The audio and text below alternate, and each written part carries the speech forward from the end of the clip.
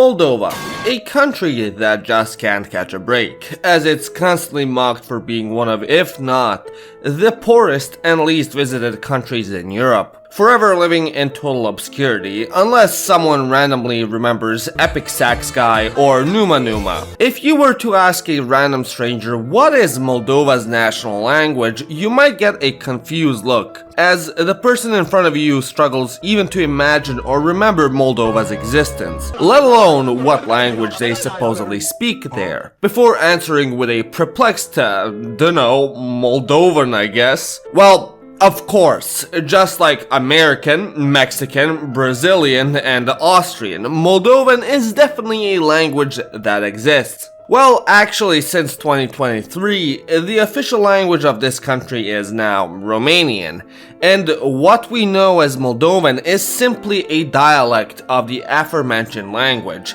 as it should be. However, the origins of this Moldovan misconception are far more sinister, as this pretend language is yet another in a series of continuous attempts by the Russian forces to keep Moldova as isolated as possible from their cultural, historic, and linguistic brothers, Romania. How did this Moldovan language come to be? And what are the differences between it and Romanian? Well, I'm here to tell you just that. So, sit back, relax, and enjoy a glass of Crayova's finest wine as I present to you the fascinating story of a language that doesn't exist. Before we begin, it's crucial to understand that, for the most part, Romania and Moldova have shared the same cultural and historic background. Their heritage started thousands of years ago with an intersection between the Dacian tribes and the Roman Empire, a moment so iconic in human history that the triumphant Emperor Trajan commissioned a huge tower-sized manga to be erected in its honor. And throughout the countless migrations, occupations, and subjugations by various invading forces, the Romanians and Moldovans have held tightly to their traditions, culture, and most importantly, their Romance/Latin language. Historically, both terms of Romanian and Moldovan have been used interchangeably to describe the language commonly spoken by the people inhabiting the principalities of Wallachia, Moldavia, and Transylvania, representing a Latin island in a Slavic sea, if you will. And speaking a unique language whilst being surrounded by completely different ones must have been quite frustrating and tough. But the Romanians could have adapted better to their situation if they had Lingopie, baby! Lingopie is an innovative language learning platform that allows users to learn a language by watching movies and TV shows in their desired language. How's that different from watching them on any other platform? Well, Lingopie has interactive tools and built-in widgets that help turn episodes into language learning lessons, making it easy to learn new vocabulary right away. Lingopie and I have been working together for close to 3 years now, and I can't wholeheartedly recommend them enough. I can't stress enough how useful it is to have an app hold your hand while you consume and learn from media in a completely foreign language. Because of this, my friends that are learning Spanish and Italian absolutely love Lingopie. With the interactive subtitles, you can get a word translated instantly and added to your personalized vocabulary. You can also turn on double subtitles, where you get them in both your desired language and English. If you're looking to then practice the new words you learned, you have widget games like personalized flashcards and different types of quizzes. You can even practice pronunciation, as you have widgets that give you instant feedback on your pronunciation and will guide you to get better with repetition mode. Currently, Lingopie is available in 11 languages shown on screen and has over 3,000 available shows and movies for you to check out, which is perfect if you're learning any of these languages and striving towards fluency. So don't waste any more time. Go and click the link in the description and get Lingopie today while my exclusive discount code still lasts. I genuinely can't recommend it enough. Despite being influenced or ruled directly by large empires like the Ottomans, Poles, Hungarians, or Austrians, the principalities enjoyed sporadic moments of autonomy, and their boundaries were never moved or changed significantly. For instance, the Moldavian Principality has been historically defined by the Carpathian mountain range in the west and the Dniester River in the east. Well, it was, until that all changed in the 19th century with the Russian ascension and expansion into Eastern Europe. Hoping to solidify itself as the protector of Orthodox Christians and subsequently expand its influence, the Russian Empire had launched multiple military campaigns against the Ottoman Empire. In the beginning of the 19th century, despite being very preoccupied in simultaneous wars with the Persians, Swedes, and Napoleon Bonaparte himself, the Tsardom also engaged in a long war with the Ottomans from 1806 to 1812, the Third Russo-Turkish War. The Romanian principalities of Wallachia and Moldavia joined on the side of the Russians, hoping to be liberated from the Ottoman Muslim terror. However, once Russia was declared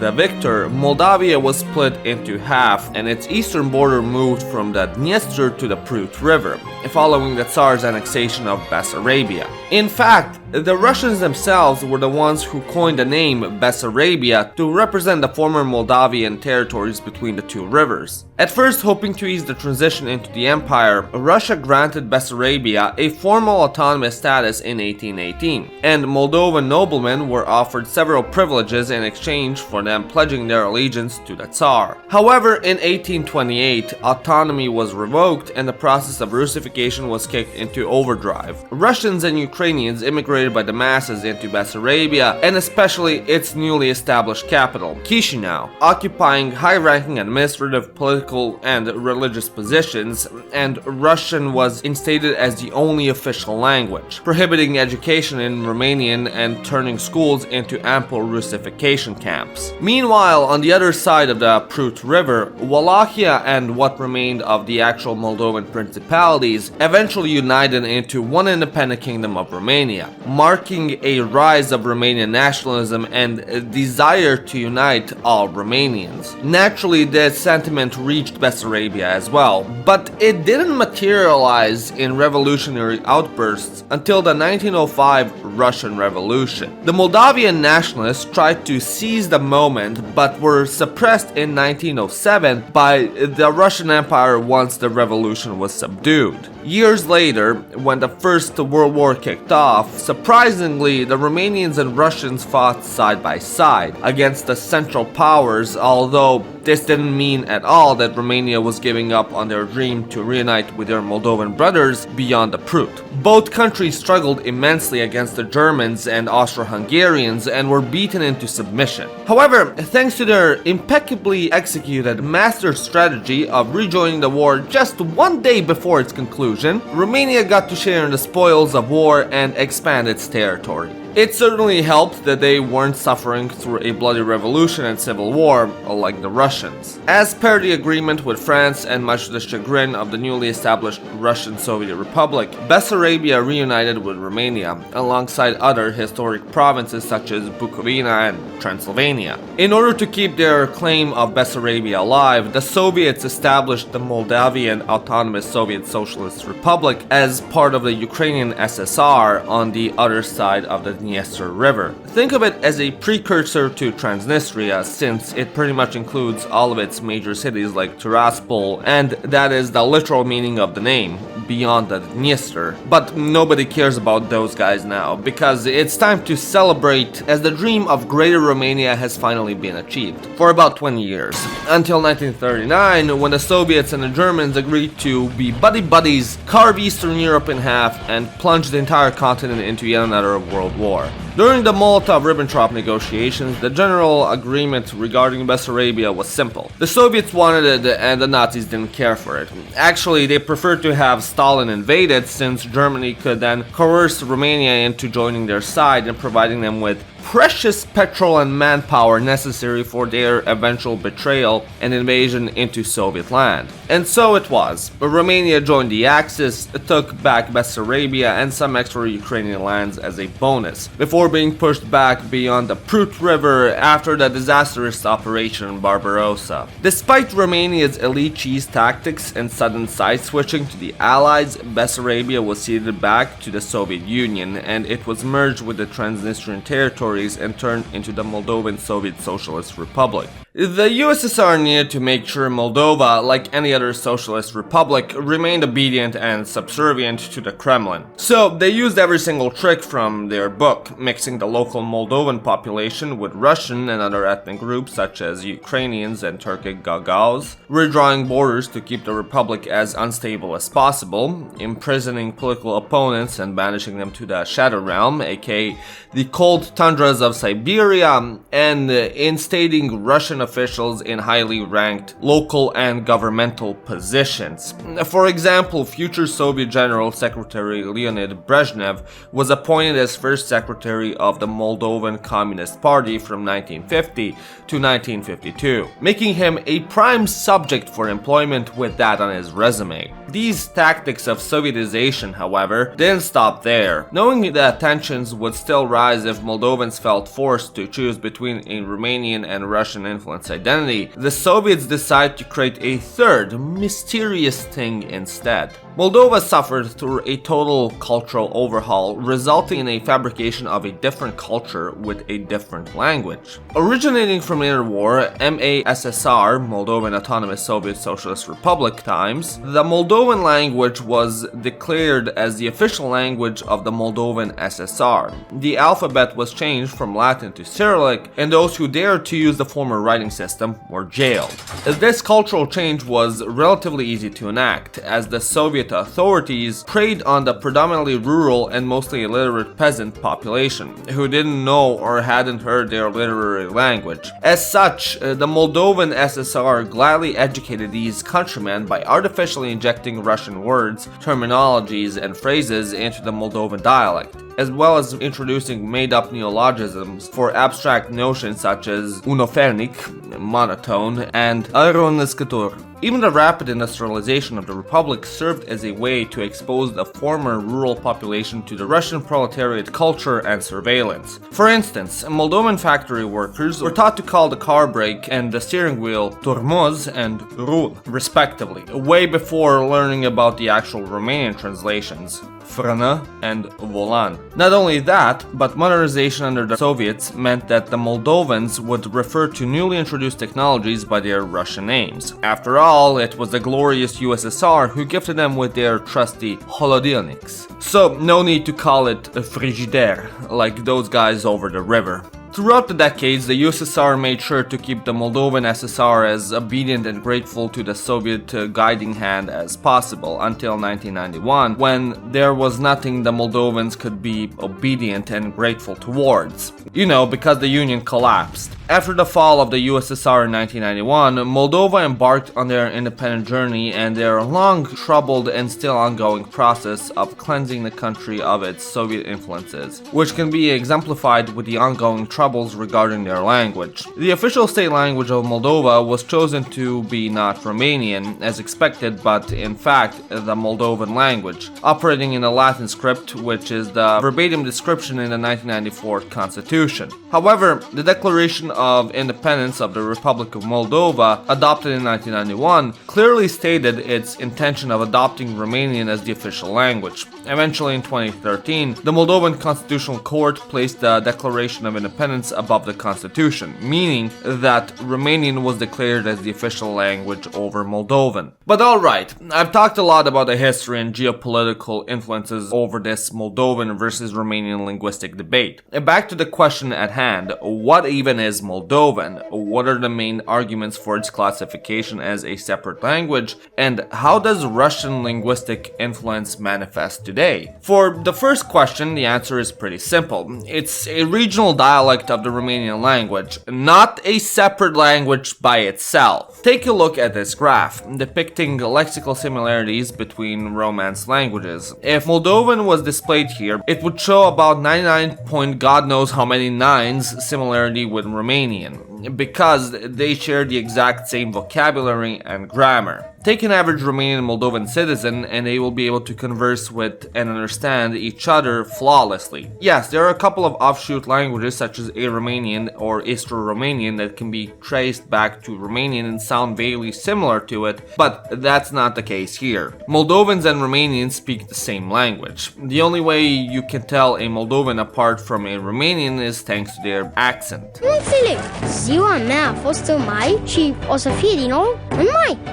Da, mergem acolo, data trecută mi-a dorit o mașină. Now, that being said, it is important to make the distinction between the independent Republic of Moldova and the administrative subdivision located in eastern Romania. On the east side of the Prut, Moldovan is considered a dialect, or the pretend language we're discussing about today, whereas on the west side, Moldovan is categorized as a Romanian grai, a term which mixes the regional accent with the various regional words or archaisms. In the traditional Moldovan grai, the word for watermelon is harbuz, whereas the rest of the country might call it either pepene verde or lubenița, depending on the region. Phonetically speaking, the Moldovan grai can turn the e vowel at the end into an e sound, as can be seen in the words for dog, câinele, câineli, and the sentence, do you like it? Îți place. Another distinction between the Moldovan grai and other regional Romanian grais, or graiuri, is in regards to palatalization, or the pronunciation of a letter by placing the tongue closer to the teeth, at the top of your mouth, or the hard palate.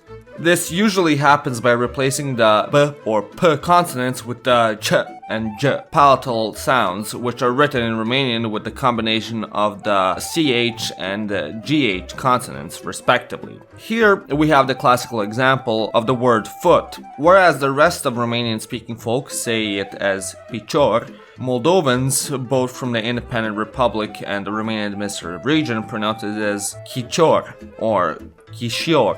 Other examples include afaș instead of aface or copchil instead of copil. Once you cross the Prut River into the Republic of Moldova, these examples of palatalization become more extreme, as a result of adapting and adhering to the Russian phonetic influence. The palatalization of consonants extends to others such as d, n, and t, and the e vowel finds more and more ways to get itself erased, replaced either by e or o vowels depending on the case. In regards to the vocabulary, I've already mentioned how the Soviet industrialization was also used to introduce brand new Russian words into the Moldovan vocabulary, referring to technical and technological terms. However, that's just the tip of the iceberg, as there are a myriad of other examples of Russian words infiltrating the Moldovan vernacular, from official names of places and institutions such as Zapravka for gas station or Uchiastok meaning police station to commonly used words like zvuk meaning sound, prosta meaning plain and simple, klikuha meaning nickname, utyug meaning clothes iron, and podruga meaning girlfriend. You could write a whole dictionary of these terms. Now, these are not really official translations recognized by linguistics institutions, but rather unofficial slang words and expressions which have polluted the Moldovan vocabulary as a result of their close proximity and historic obedience to the Russian state. Some words, admittedly, are easier to pronounce in their Russified form, such as using the word propiska, used to refer to a residential permit instead of saying viză de reședință or viză de flotant. However, this is definitely not the case when looking at other borrowed syntagms, such as the ones pertaining to the medical domain. In the case of pneumonia, it's much easier to call it pneumonia in Romanian rather than vospalenie leghi, like the Russians. So we're not just talking about deliberate choices to ease the vocabulary, but something comparable to a language being invaded or polluted by foreign words. But the biggest and most poignant testament to Russian influence in the alteration of the Moldovan vocabulary has to be the all-encompassing word used in regards to corruption, nepotism, illegal protection, funds, and embezzlement. Crâșă. You hear this word on the news in regards to some shady and corrupt politicians, and you can correctly pinpoint his political affiliation and the people he's working for.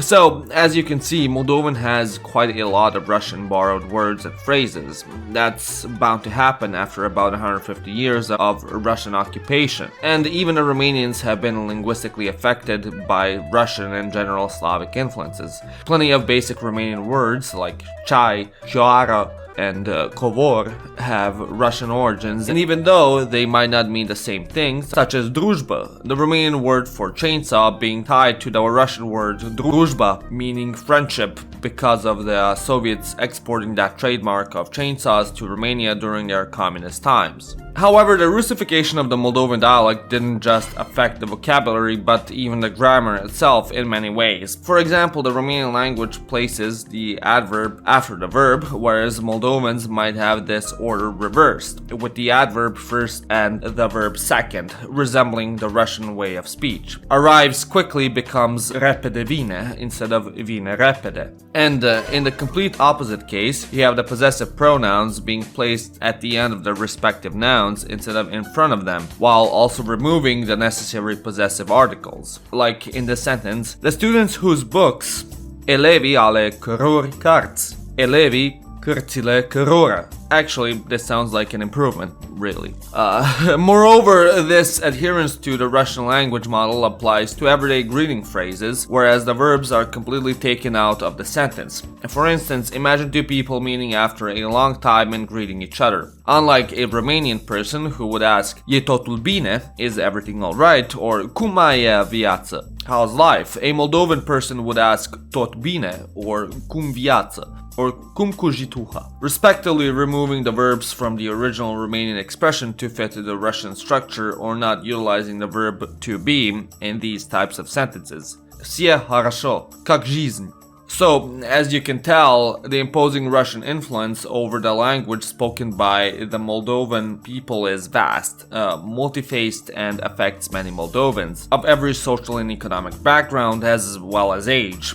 For the old and middle-aged folk who grew up during Soviet times, that's simply how they were taught and conditioned to speak by their big brother. For the younger generation of Moldovans, these Russian loanwords can be seen as cool and trendy, just like Romanian teens use English words in the middle of a sentence to sound cooler. Romanians call this chimera way of expression romgleză or romglish, and if you're Romanian and you get caught using too many English words, you'll be mockingly pointed out that ți-a rămas puțină engleză pe la colțul gurii, or you got a little English left on the corner of your mouth / stuck in your teeth. First one is a literal translation, the second one makes more sense. In that case, Moldovan also got quite a lot of Russian on their face, like that fat kid from Charlie and the Chocolate Factory. This is manifested in some Moldovan exclusive slang terms. Apart from the presence of words like blin or bratan, you might catch a Moldovan referring to their nice car as tachka, a word which comes from the Russian tachka, meaning wheelbarrow. To refer to something as cool, good, or nice, one might use the word chotka in one of its forms and conjugations, or you might just hear the word chainik being thrown around. While this is a Romanian word which means kettle and has Russian origins, Moldovans also use it to call someone gullible or stupid. And if you want to get a pair of fresh Adidas sneakers when visiting Chișinău, remember to ask for some krashovshi, a word which dates to the Russian krashovski, which is pretty funny considering the Romanian word for sneakers is actually Adidashi, like the aforementioned brand. But those were some distinct characteristics and quirks of the Moldovan language. Well, actually the formerly official and nowadays extinct Moldovan language. As in March 2023, the Parliament of Moldova officially decided that it in fact does not exist, having been replaced by Romanian in the constitution shortly after this decision. No more mother language or our language or other vague symbolism like that. Moldovan shall henceforth be referred to as just a different regional dialect of the Romanian language, plain and simple. However, there is one place where Moldovan is still recognized as an official language. Can you guess what it is? That's right, Transnistria. Completely unsurprisingly and quite on brand, the country that doesn't exist claims to use a language that doesn't exist. Well, alongside Russian and Ukrainian, that is. This decision, along with Moldova's desire to join the EU and slowly exit the Commonwealth of Independent Countries, has deeply upset the Russian authorities, which can be seen in Kremlin's increasingly desperate attempts to coerce the country back into Russian sphere of influence and keep it as far away from Romania as possible. Energy blackmailing, sponsoring politicians, oligarchs, and religious entities to destabilize the country, the general existence of Transnistria, that sort of thing. So, as you can see, Moldova has a tough battle ahead of it if it wants to escape Russian influence, but the country is clearly taking the right measures by limiting the old relics of Stalinist past, like the Moldovan language, one at a time. And that was the history of Moldovan, a dialect of the Romanian language that was maliciously engineered into a pretend language to justify some imminent territorial claims and imperial desires from a bygone era. Rest in peace, you won't be missed. As always, I hope you enjoyed this video. If you did, give it a like and smash that subscribe button, and if you really did, become a member like these wonderful people. My name is Janusz, and you've watched Living Ironically in Europe. Hey, why are